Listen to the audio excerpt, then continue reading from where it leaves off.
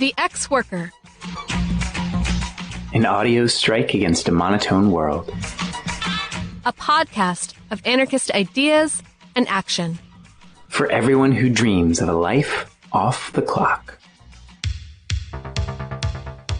Dear listeners, comrades, friends, we hope this finds you in good health. Physically, mentally and emotionally, politically, individually and collectively. These are strange, strange times. And we at the Ex-Worker podcast want you to know that we're here. We're here with you. And we'll get through this together. Since we, like many of you, are more or less cooped up in our homes doing our best to stay connected and remain engaged through this global pandemic, we're taking the opportunity to revive this podcast and use it as a way to keep in touch with all of you. This is the first of what we expect will be many episodes to come in the coming weeks, months, or however long we find ourselves in this situation. We really want to encourage all of you to reach out in whatever medium makes sense for you.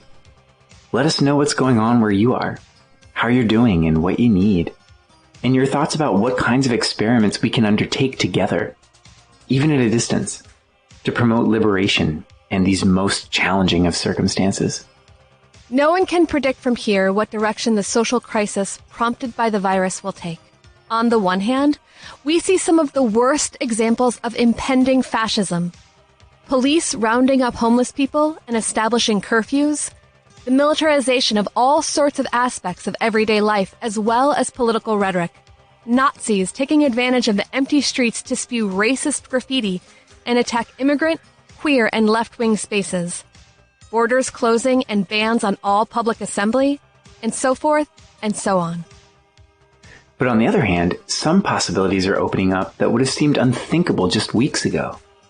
Neoliberal capitalism has been dealt a death blow from which it might never recover.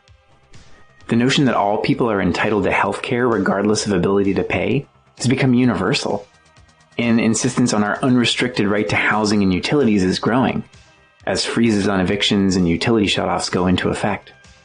Strikes have broken out, often wildcat walk-offs or sit-downs, among workers at shipyards, post offices, public transit systems, call centers, agricultural plants, Amazon warehouses, and tons of other workplaces. Prisoners are striking, rioting, and at times escaping, and in some places being released. Mainstream groups have called for not only emptying jails, but a moratorium on all arrests.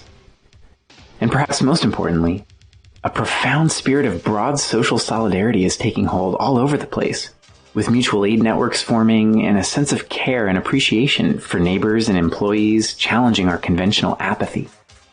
None of these things, neither the terrifying nor the inspiring, should be taken for granted. At the moment, we're all scared, uncertain, unprepared. Our friends as well as our enemies. But as we settle in for what may be a long process of adjusting to social distancing, quarantine, and isolation, we have an unprecedented opportunity to organize in an environment in which nearly anything could be on the table. It's the closest thing to a clean slate we're likely to ever have in our lifetimes. Let's take advantage of it. Our hope is that this humble podcast can play some small role in that process as we adapt, grow, and resist together in the weeks and months to come. One of the challenges in trying to participate or intervene during this particular moment is that, even more so than usual, everything is changing so quickly. We'll do our best to keep up with developments and to get you news and analysis and interviews that can be of use to you as promptly as we can. Even so, bear in mind that some of the things we share, particularly statistics or time-sensitive updates, may be out of date by the time you listen, so be sure to follow up on the CrimethInc website or elsewhere to get the latest. In this episode, we'll start off with an overall analysis of the pandemic and some initial thoughts about how we can respond as anarchists, including the text, Surviving the Virus, an Anarchist Guide. We'll talk about what this pandemic means as a crisis for capitalism, the totalitarian threat posed by state mobilization against it, and our thoughts on modes of resistance that can challenge centralized power while still keeping the virus at bay.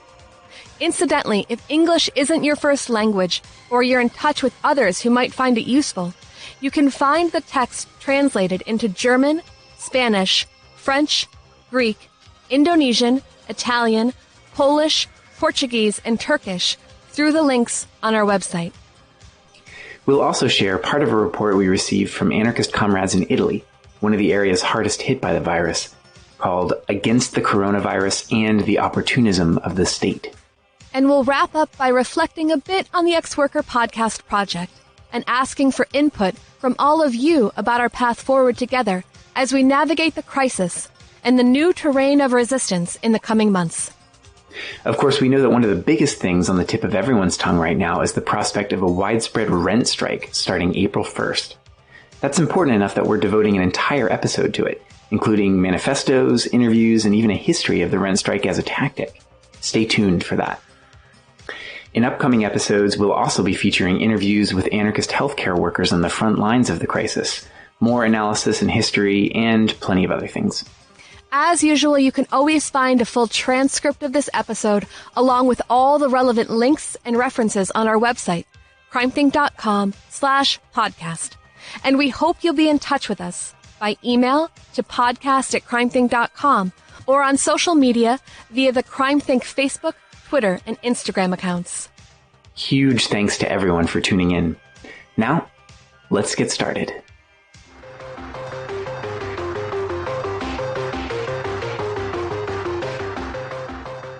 From one side, our lives are threatened by a new virus. From the other side, our freedom is menaced by nationalists and authoritarians intent on using this opportunity to set new precedents for state intervention and control. If we accept this dichotomy between life and freedom, we will continue paying the price long after this particular pandemic has passed. In fact, each is bound up in the other, dependent upon the other. At this point, the strategy of the authorities is not aimed at protecting people from the virus, so much as controlling the pace at which it spreads, so that it doesn't overwhelm the infrastructure. As in so many other aspects of our lives, crisis management is the order of the day. Our rulers don't intend to preserve the lives of everyone affected by the virus. They already wrote off concern for the poor long before this crisis began. Rather, they're determined to preserve the current structure of society and their legitimacy within it. In this context, we have to be able to distinguish between two different disasters: the disaster of the virus itself and the disaster wrought by the ways that the existing order responds and does not respond to the pandemic.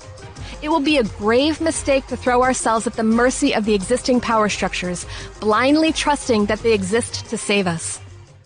On the contrary, when our rulers say health, they mean the health of the economy much more so than the health of our bodies. Case in point, 2 weeks ago, the Federal Reserve allocated $1.5 trillion to prop up the stock market, $500 billion for the banks.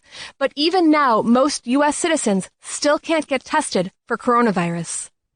In trying to preserve the health of the United States economy, rather than directing resources towards preserving the health of human beings within the U.S., Trump is giving us an explicit lesson in the ways that capitalism is fundamentally hazardous to our health. Not even the wealthiest of the wealthy can isolate themselves completely from a virus like this, as illustrated by the circulation of the virus in the upper echelons of global power. In short, the prevailing order is not in anyone's best interest, not even those who benefit from it most. On a global scale, industrially produced climate change has already made this situation very familiar. Some have even hypothesized that by reducing pollution and workplace accidents, the industrial slowdown that the virus has brought about in China is saving lives as well as taking them. Liberals and leftists are responding by criticizing the failures of Trump's government, effectively demanding more government intervention and centralized control, which Trump or his successors will surely wield for their own benefit, not only in response to pandemics, but also in response to everything else they perceive as a threat.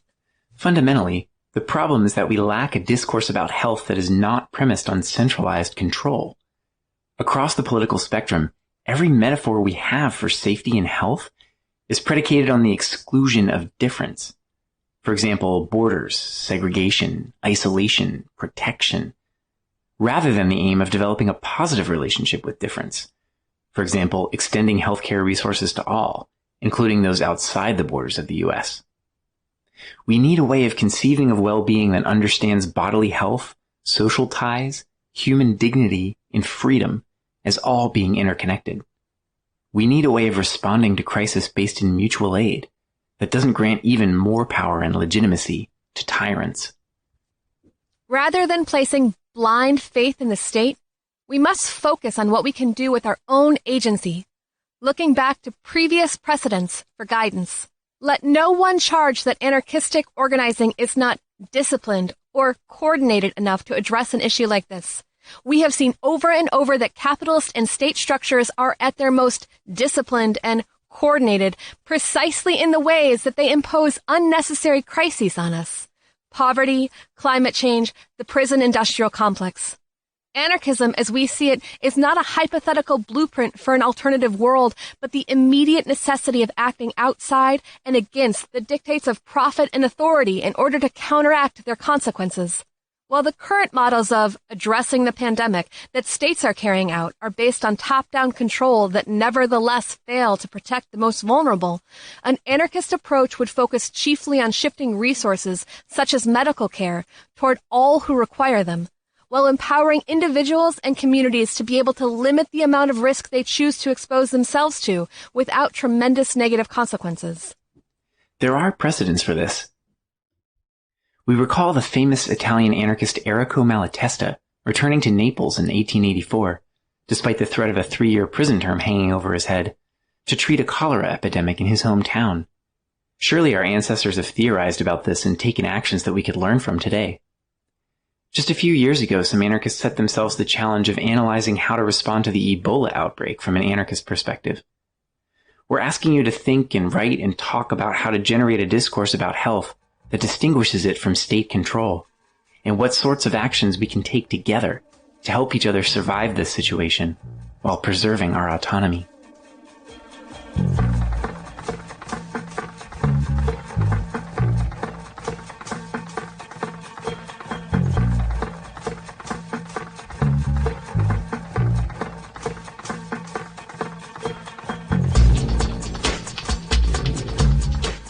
Surviving the Virus, an Anarchist Guide.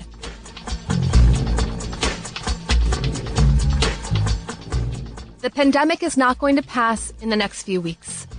Even if strict confinement measures succeeded in cutting the number of infections down to what it was a month ago, the virus could resume spreading exponentially again as soon as the measures are suspended. The current situation is likely to continue for months. Sudden curfews, inconsistent quarantines, increasingly desperate conditions, though it will almost certainly shift form at some point when the tensions within it boil over. To prepare for that moment, let's protect ourselves and each other from the threat posed by the virus, think through the questions around risk and safety that the pandemic poses, and confront the disastrous consequences of a social order that was never designed to preserve our well-being in the first place.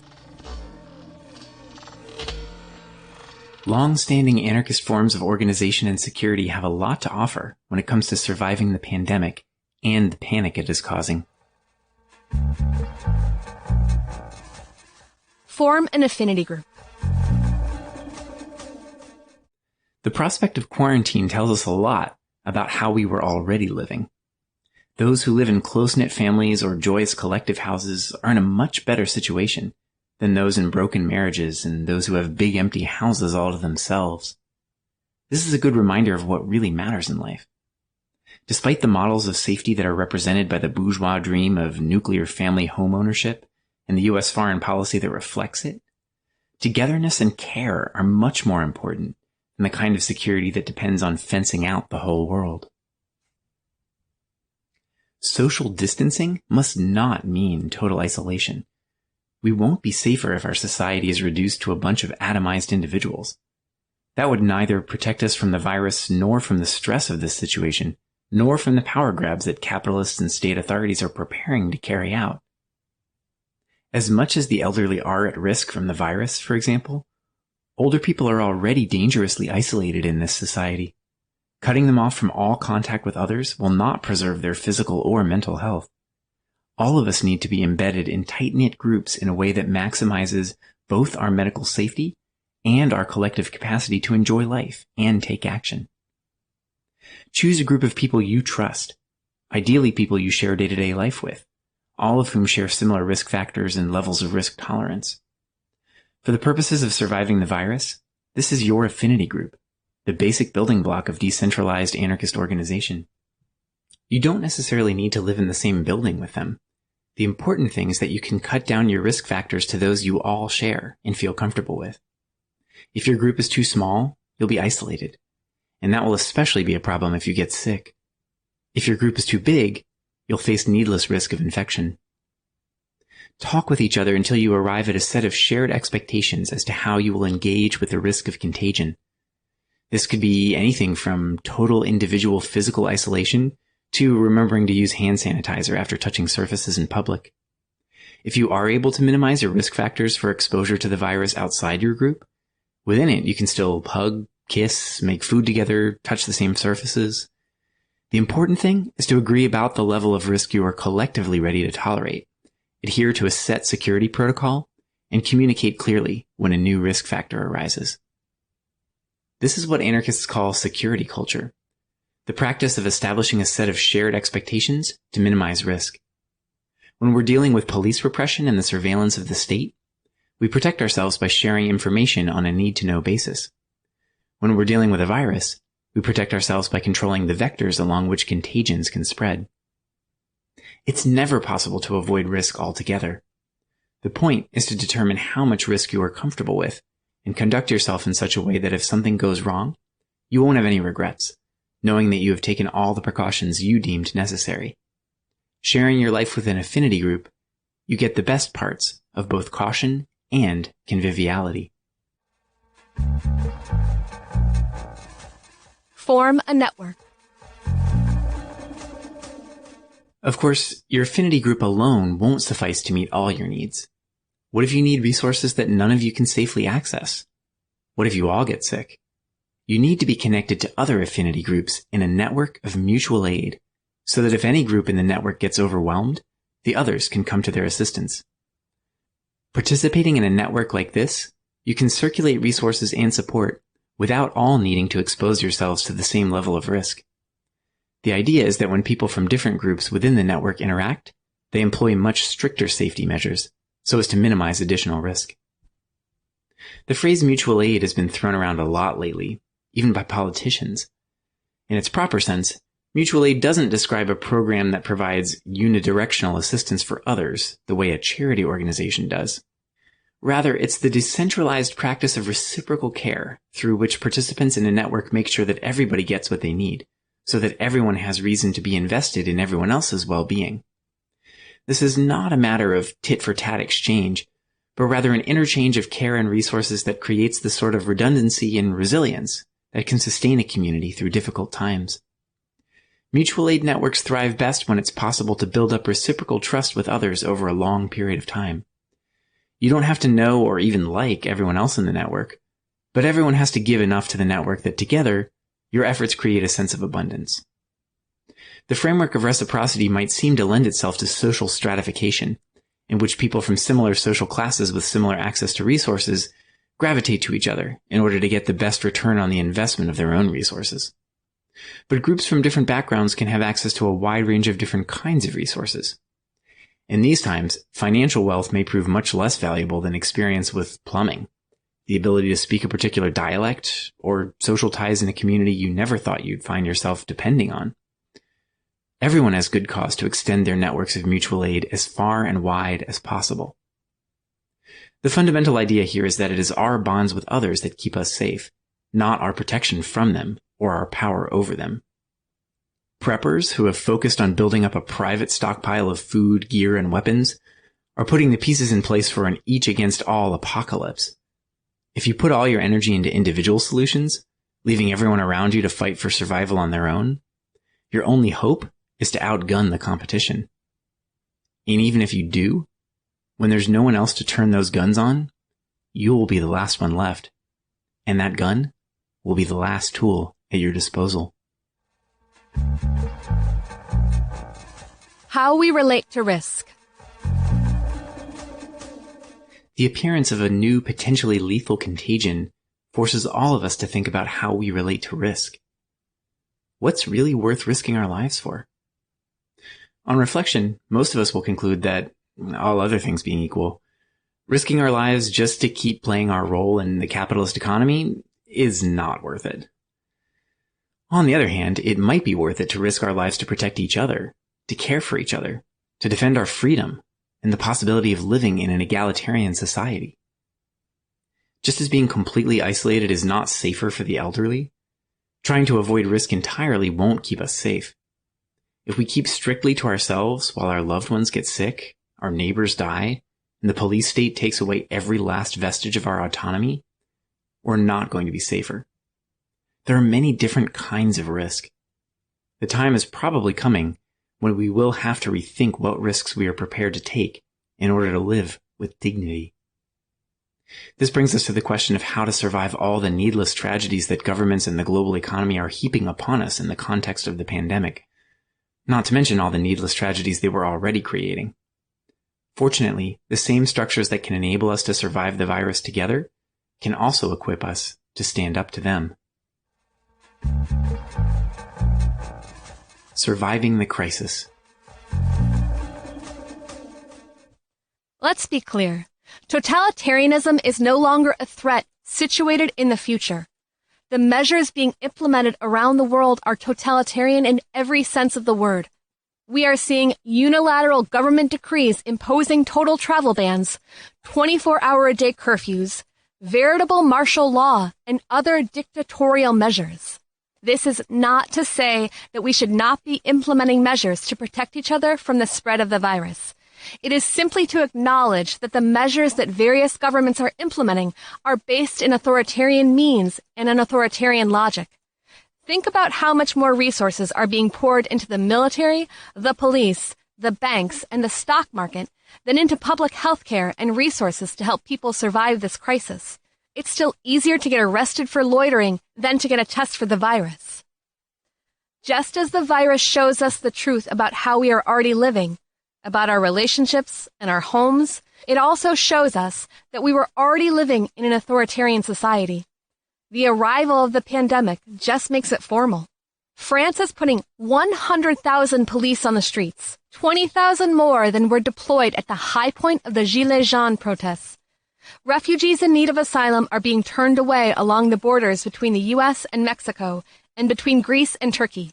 In Italy and Spain, gangs of police attacked joggers in empty streets. In Germany, the police in Hamburg have taken advantage of the situation to evict a self-organized refugee tent that had been standing for several years.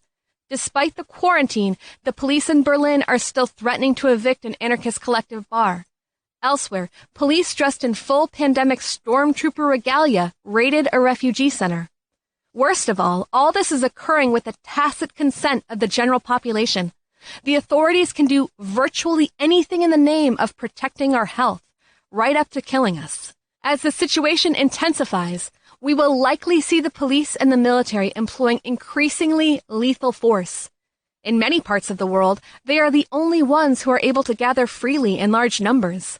When police comprise the only social body that is able to gather en masse, there is no word other than police state to describe the form of society we live in. There have been signs that things were headed in this direction for decades. Capitalism used to depend on keeping a massive number of workers available to perform industrial labor. Consequently, it was not possible to treat life as cheaply as it was treated today.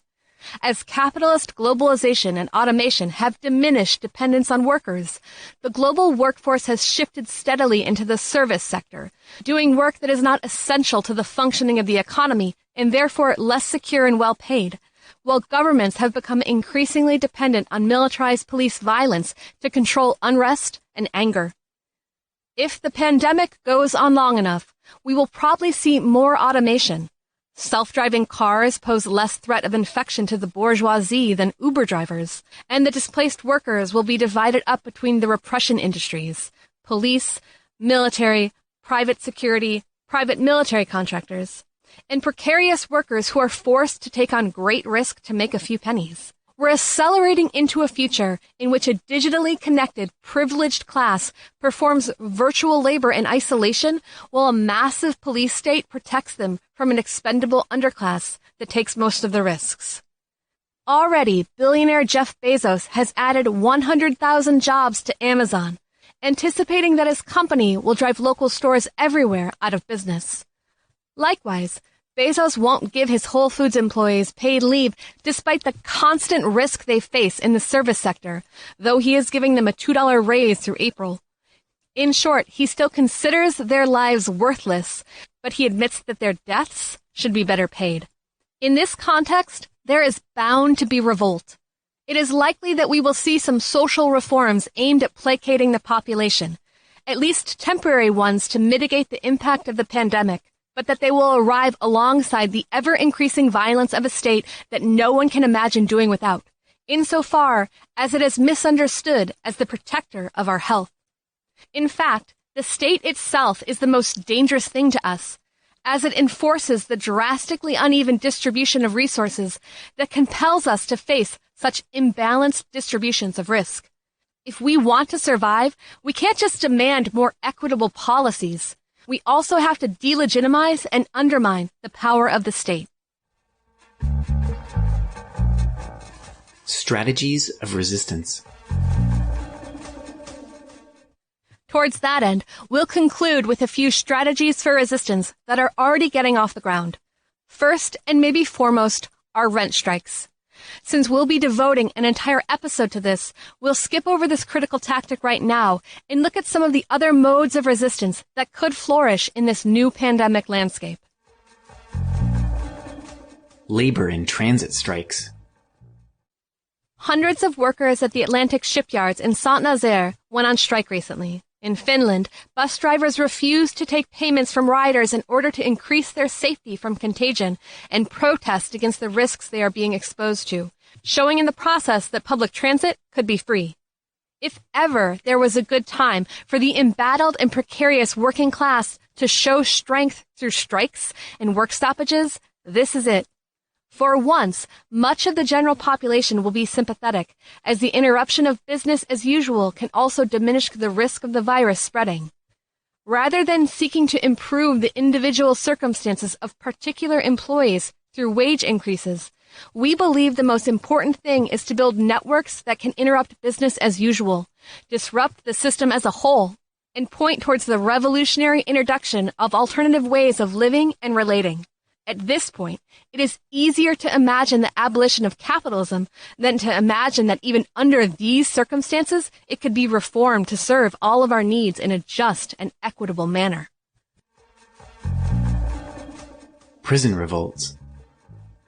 Revolts in Brazilian and Italian prisons have already resulted in several escapes, including mass escapes. The courage of these prisoners should remind us of all the targeted populations that are kept out of public view, who will suffer the most during catastrophes like this. It can also inspire us. Rather than obeying orders and remaining in hiding as the entire world is converted into a matrix of prison cells, we can act collectively to break out.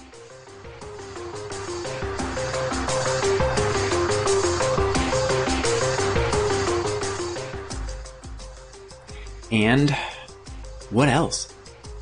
This is where we need you, listeners, to keep us posted on what you've seen or participated in or heard about, wherever you are. Particularly if you're not still working a service or transit job, or in a prison that you can break out of, what creative ways can you imagine to push back on state and corporate power at this moment?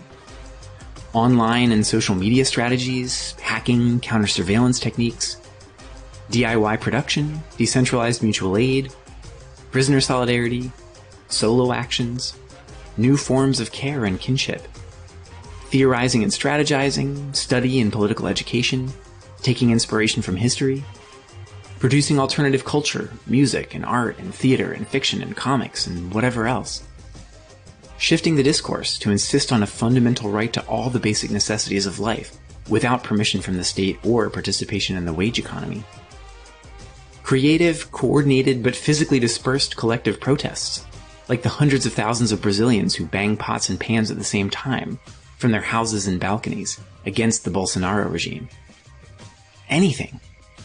Sometimes being forced to operate within tight constraints can unlock the most fabulous creativity. Let's do it. Email us at podcast@crimethinc.com and tell us what you're doing or what you've got in mind.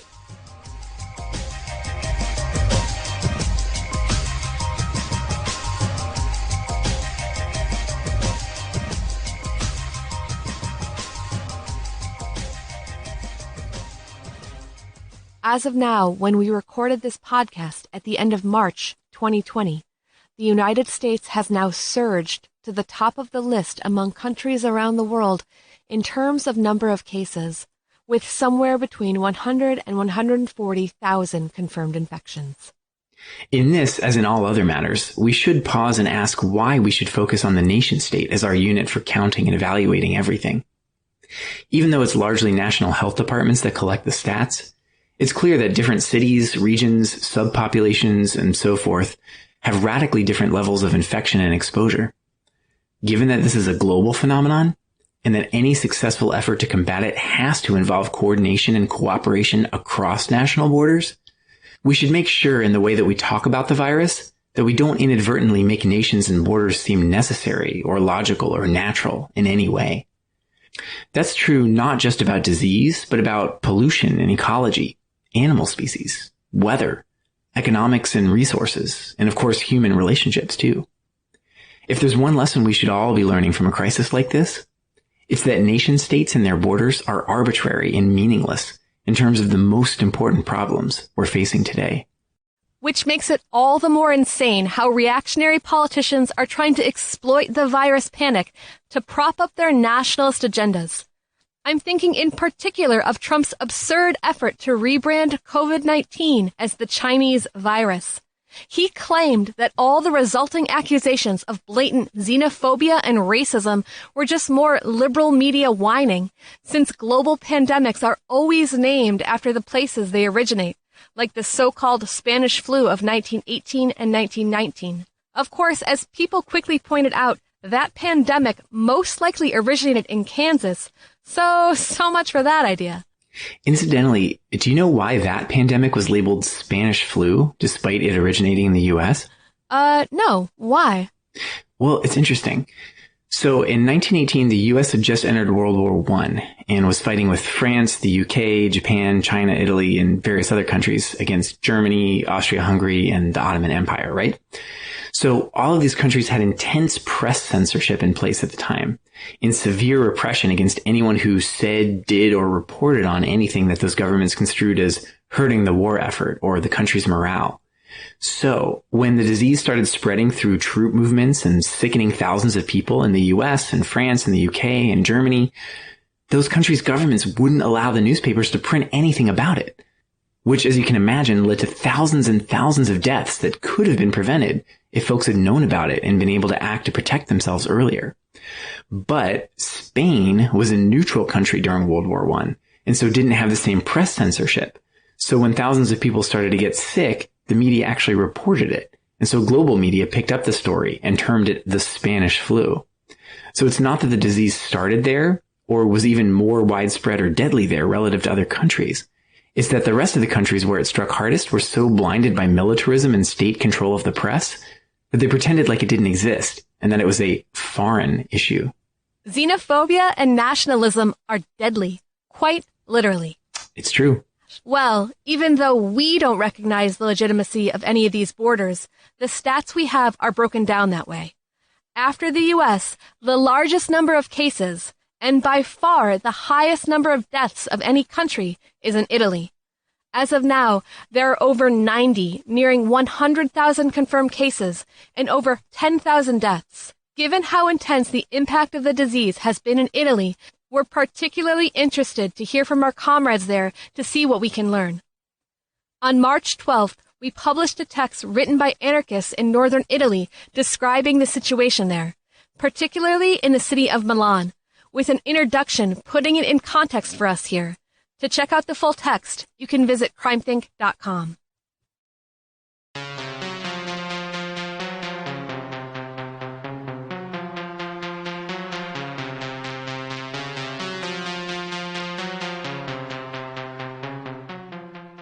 Against the coronavirus and the opportunism of the state. Anarchists in Italy report on the spread of the virus and the quarantine.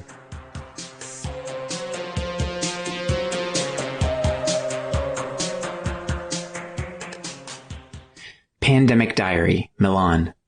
Love in the Time of Corona. 1918 to 1920.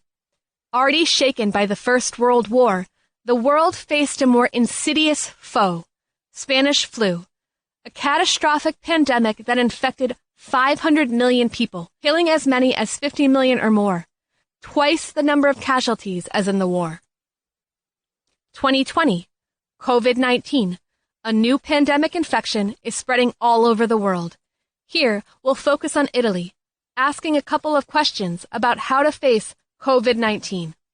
The first step is to refuse to take the corporate media narrative for granted and, above all, not to give in to the prescriptions and impositions from above, all of which are getting more and more oppressive.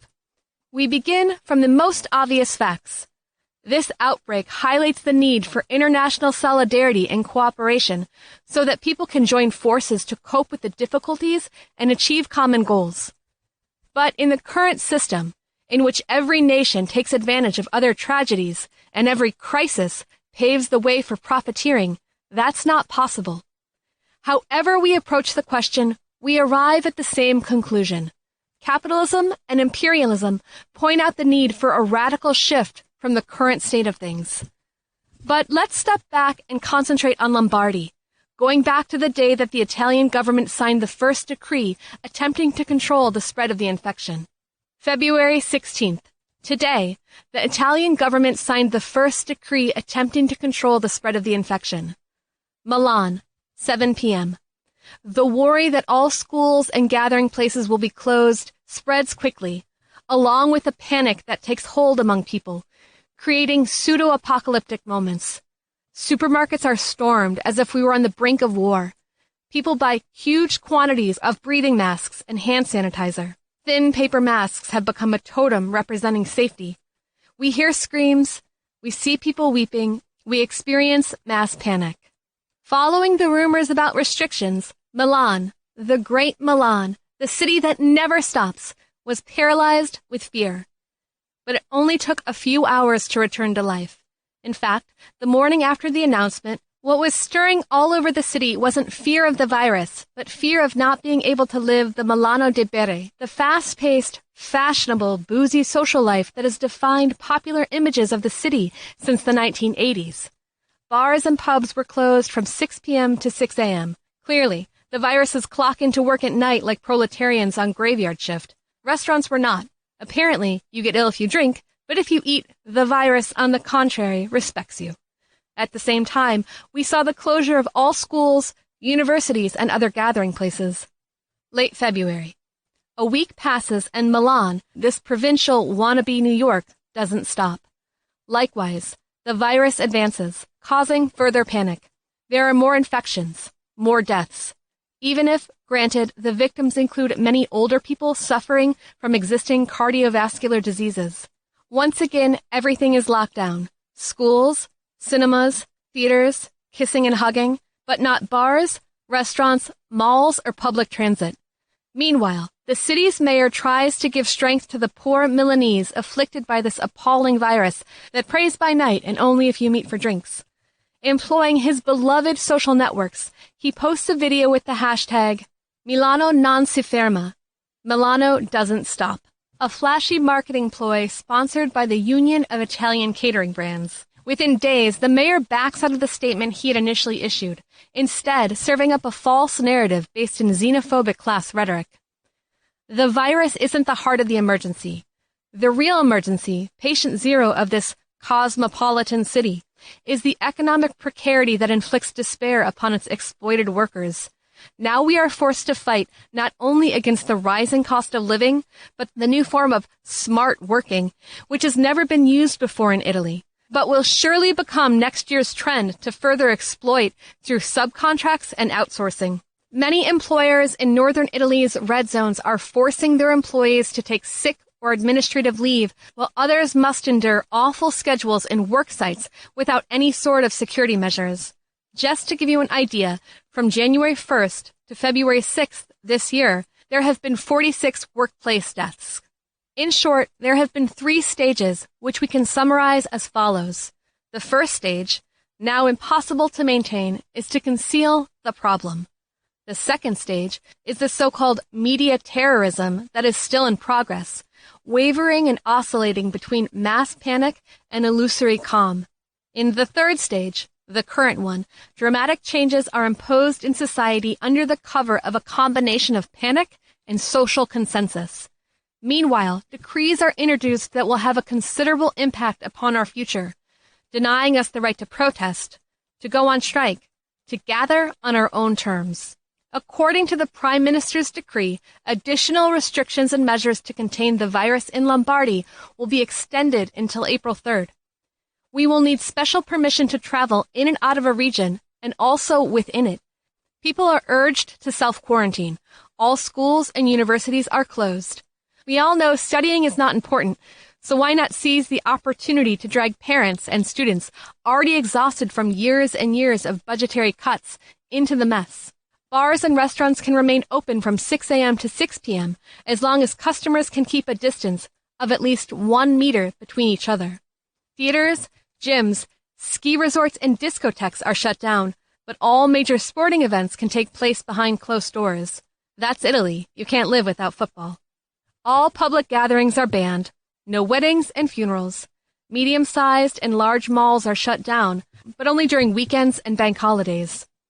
In short, fear of contagion is sparking mass panic, and in the name of security, these new restrictions dangerously restrict freedom. Every right is increasingly restricted or denied amidst the mass panic and social isolation of millions of people.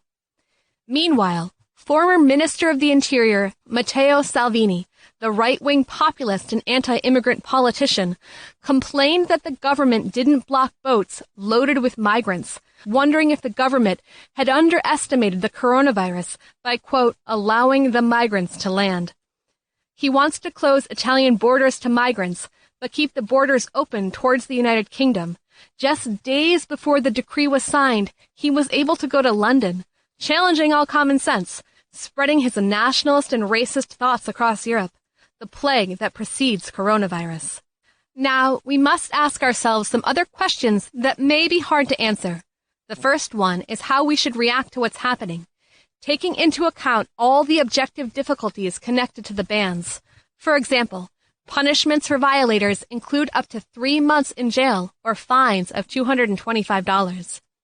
The continuous media bombing, the feeling of constant uncertainty. On one hand, we see an overemphasis on individual responsibility, especially for those suffering from the coronavirus.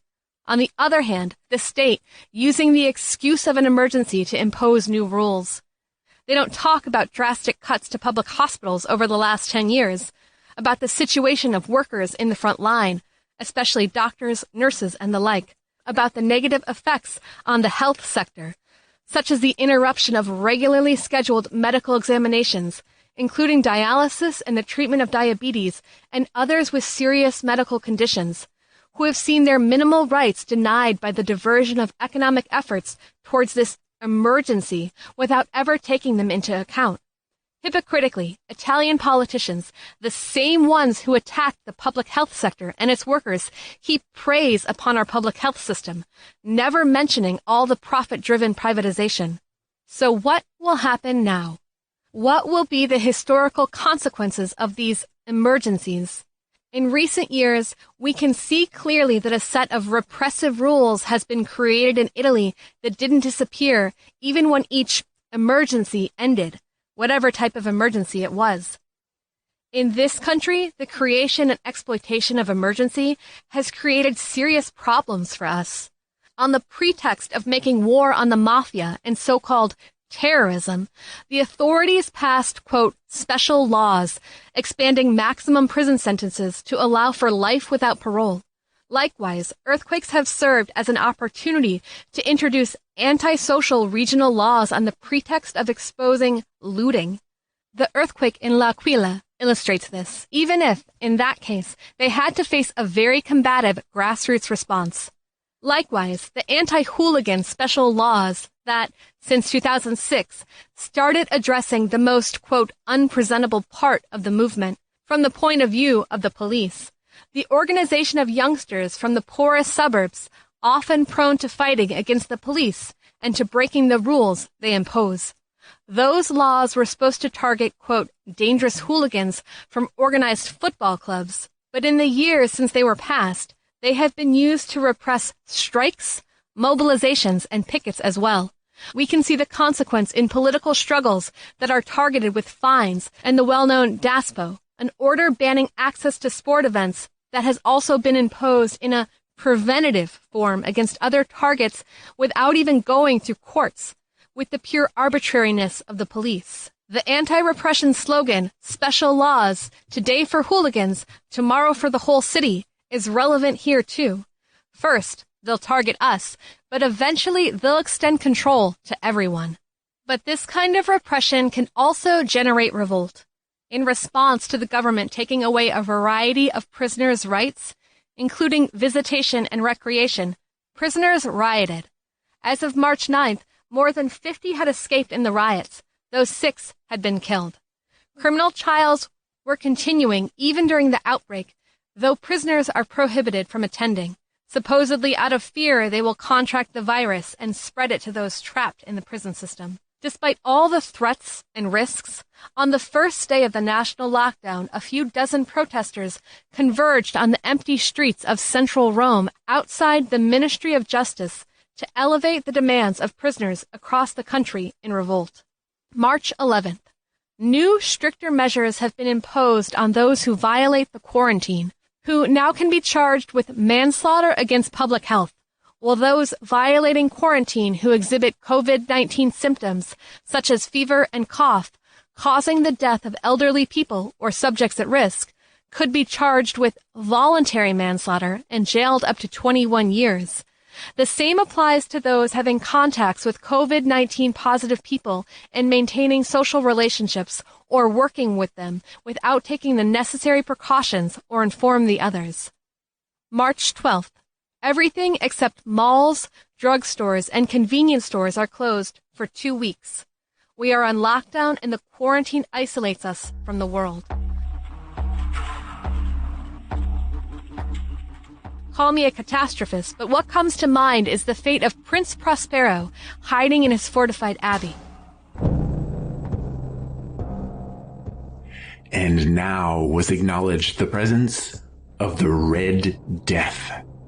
He had come like a thief in the night, and one by one dropped the revelers in the blood-bedewed halls their revel, and died each in the despairing posture of his fall.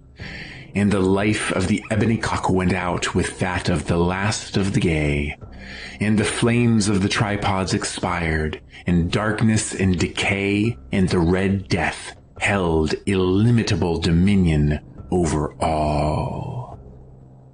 The Mask of the Red Death, Edgar Allan Poe. But we will survive, despite the quarantine imposed upon us.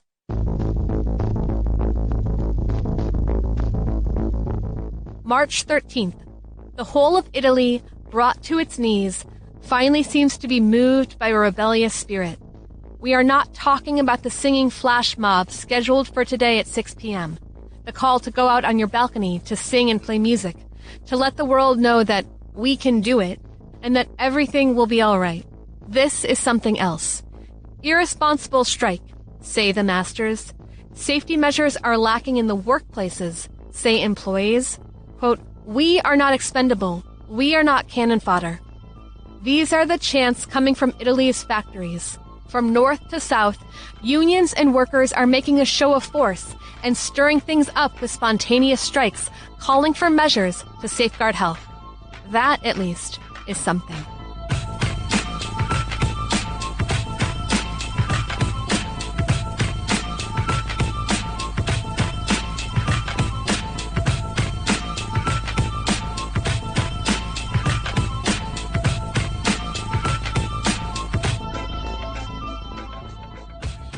So that wraps up our first episode on the current global pandemic. and how anarchists are understanding and responding to it. But before we let you go, we want to take a moment to reflect on this podcast that you're listening to, and to ask you for your thoughts as we move forward into the next phase of our activity. As you'll know, if you've been a listener to the various CrimethInc podcast projects over the years, our audio efforts have taken a variety of different forms. Most recently, after winding down the hotwire a little over a year ago and releasing our first full-length audiobook, No Wall They Can Build, last spring, we took a hiatus for some months and then returned with a spree of episodes about revolt and resistance elsewhere in the world, with episodes about Greece, Rojava, and Chile. Over the years, we tried to adapt the project both to the needs of the broader anarchist movement and media landscape, the desire of our listeners, and the limits of our own time and resources. Now, we're entering into a time when a lot of us are going to be stuck at home with our phones and computers, and despite the limitations on our ability to connect face-to-face, it's critically important for us to be connected and staying vigilant about how the pandemic is reframing power across the world. So we're going to do our best to bounce back and provide y'all with the best coverage that we can. But even as we focus on the urgent, immediate political issues at hand, pushing back against the rapid advance of totalitarianism, supporting and freeing prisoners and detainees who are at extra high risk, figuring out the risks and possibilities presented by the collapse of global capitalism, we don't want to ignore how critically this situation is impacting all of us on a personal level. Social distancing, quarantine, isolation, these things are brutal on our mental health, our emotional connections and relationships, and our sense of community. So we want to make sure we're here for all of you in the best way that we can be. So tell us, what do you need most? What would be helpful for you in this moment in terms of anarchist media? Is it news and updates, international coverage, interviews, inspiring tales of resistance, history, fiction, someone to read audiobooks or zines to you? A communication network, a sense of dialogue? Something consistent and reliable on a regular schedule, or just as much content as we can produce? Please, reach out and let us know. We might be here for a while, and we want our efforts to speak to where you're at and what you're feeling. We never really know who all it is that listens to the X-Worker, but one of the things that is most meaningful to me about being an anarchist is that sense of camaraderie and comradeship that I share with other people who, all in our different ways, have devoted our lives to the beautiful idea, as they say. Anarchy, as I see it, is a relation of care and mutual exchange outside of authority that can exist anywhere, through any medium, and appears anytime people resist domination and work together for a freer world. While we don't assume that global revolution will break out because of people listening to podcasts, we do take this seriously as a project through which we can live our anarchist values. So please, help us do that by reaching out and letting us know what we can do that would be meaningful and resonate with you. You can reach us by email at podcast@crimethinc.com or via CrimethInc's social media. Please, reach out and let us know.